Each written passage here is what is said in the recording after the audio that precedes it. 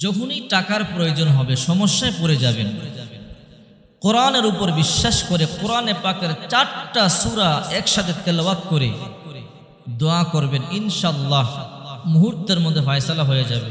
আল্লাহ পাক রব্বুল আলামিন আপনাকে রিজিকের সংকট থেকে উদ্ধার করবেন, অর্থের অভাব থেকে আল্লাহ মুক্তি দিবেন, মুহূর্তের মধ্যে আল্লাহ পাক একটা ফয়সালা করে দিবেন। বিশ্বনবী মুহাম্মদুর রাসূলুল্লাহ সাল্লাল্লাহু আলাইহি ওয়াসাল্লাম বলেন, এই 4টা সূরা যদিও ছোট, কিন্তু 4টা সূরার পাওয়ার আল্লাহর কাছে অনেক অনেক বেশি। এই 4টা সূরার ফজিলত আল্লাহর কাছে অনেক বেশি। বিশ্বনবী মুহাম্মদ সাল্লাল্লাহু আলাইহি ওয়াসাল্লাম বলেন, যে ব্যক্তি 4টা সূরা তেলাওয়াত করবে, 4টা সূরা তেলাওয়াত করে যে ব্যক্তি তার দেহের মধ্যে ফু দিবে, দুনিয়ার কোনো জাদু টুনা বান বদনজর সমস্ত বিপদাপদ থেকে আল্লাহ তাকে হেফাজত করবে। এই জন্য 4টা সূরা ছোট হতে পারে, ফজিলত অনেক বেশি। এর মধ্যে একটা সূরা, সূরা ইখলাস। বিসমিল্লাহির রহমানির রহিম। কুল হুয়াল্লাহু আহাদ আল্লাহুস সামাদ লাম ইয়ালিদ ওয়া লাম ইউলাদ ওয়া লাম ইয়াকুল লাহু কুফুয়ান আহাদ। 1 নম্বরে সূরা ইখলাস। আল্লাহর হাবিব বলেন, এই সূরা ইখলাসের এত পাওয়ার, যে ব্যক্তি 3 বার পাঠ করবে 1 খতম কোরআন পড়বার সমান সওয়াব পাবে। আবার আল্লাহর হাবিব বলেন, মান করা সূরাতুল ইখলাস 10 মাররাত বানাল্লাহু লাহু বাইতান ফিল জান্নাহ। যে ব্যক্তি 10 বার সূরা ইখলাস তেলাওয়াত করবে, আল্লাহ পাক রব্বুল আলামিন জান্নাতের মধ্যে তার জন্য একটা ঘর বানাবে। আবার আল্লাহর হাবিব বলেন, যে ব্যক্তি 20 বার সূরা ইখলাস তেলাওয়াত করবে, জান্নাতের মধ্যে তার জন্য 2টা প্রাসাদ তৈরি হবে। যে ব্যক্তি 30 বার সূরা ইখলাস তেলাওয়াত করবে, 3টা প্রাসাদ তৈরি হবে। এমনি করে যে ব্যক্তি 100 বার সূরা ইখলাস তেলাওয়াত করবে, তার জন্য জান্নাতের মধ্যে 10টা প্রাসাদ তৈরি হয়ে যাবে। সূরা ইখলাস অনেক পাওয়ারফুল একটি সূরা। আল্লাহর হাবিব এক ব্যক্তিকে কুবা মসজিদের ইমাম নিযুক্ত করলেন, কিন্তু ইমাম সাহেব প্রতি রাকাতের মধ্যে সূরা ইখলাস তেলাওয়াত করে। কুল হুয়াল্লাহু আহাদ আল্লাহুস সামাদ লাম ইয়ালিদ ওয়া লাম ইউলাদ ওয়া লাম ইয়াকুল লাহু কুফুয়ান আহাদ। আপনাদের মসজিদে ইমাম সাহেব নিয়োগ দেওয়ার পরে যদি প্রত্যেক রাকাতে ইমাম সাহেব সূরা ইখলাস পড়ে, ইমামতি থাকবো নি? ওই এলাকার মুসল্লিরা বিশ্বনবী মুহাম্মদ সাল্লাল্লাহু আলাইহি ওয়াসাল্লামের কাছে দৌড়ে আসলেন, পয়গম্বর আপনি আমাদেরকে ইমাম দিয়েছেন ভালো, কিন্তু ইমামের পড়াও সুন্দর, কিন্তু সমস্যা একটা। বলে কি সমস্যা? ইমাম প্রতি রাকাতে সূরা ইখলাস তেলাওয়াত করে। রাসূল অবাক হয়ে গেছে, কি বল, হাফেজ ইমাম দিলাম, হাফেজ কোরআন, সে প্রতি রাকাতে সূরা ইখলাস তেলাওয়াত করে, মানে ডেকে নিয়ে আসো।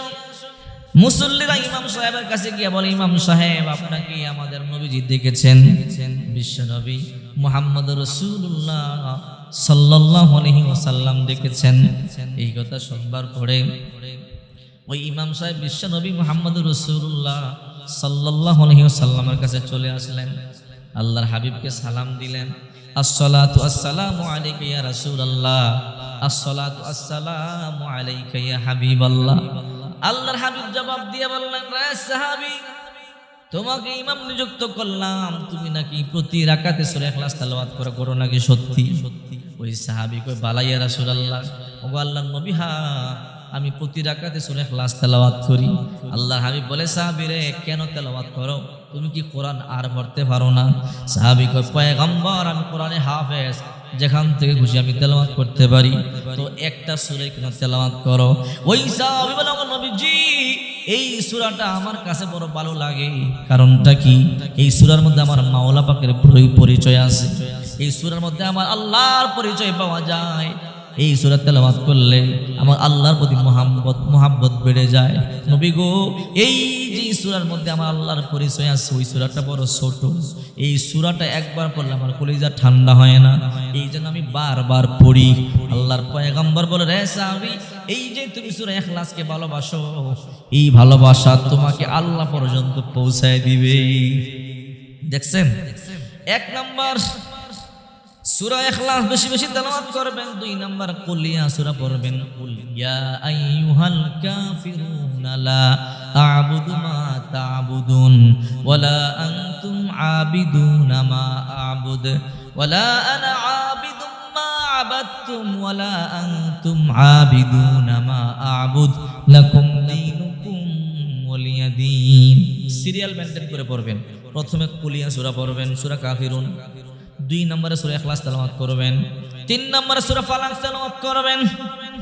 قل أعوذ برب الفلق من شر ما خلق ومن شر غاسق إذا وقب ومن شر النفاثات في العقد ومن شر حاسد إذا حسد।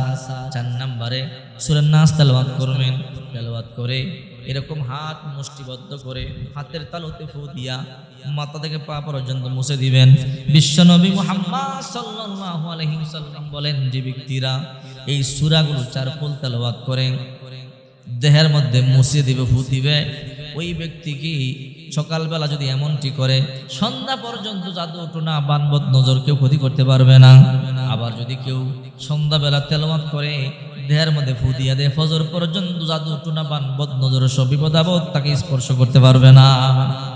এই সূরাগুলোর অনেক অনেক পাওয়ার।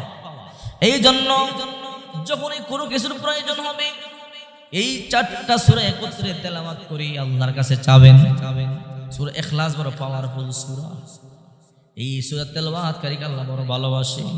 এই 4টা সূরা একসাথে তেলাওয়াত করে আল্লাহ দরবারে হাত তুলে চাইলে আল্লাহ তাআলা আপনার হাজত পূর্ণ করে দিবে, আপনার মনের আশা আল্লাহ তাআলা পূর্ণ করে দিবে। এই জন্য 4টা সূরা একত্রে পড়ে আল্লাহর দরবারে হাত তুলে দোয়া করবেন, আল্লাহ অবশ্যই আপনার দোয়া কবুল করবে, মঞ্জুর করবে।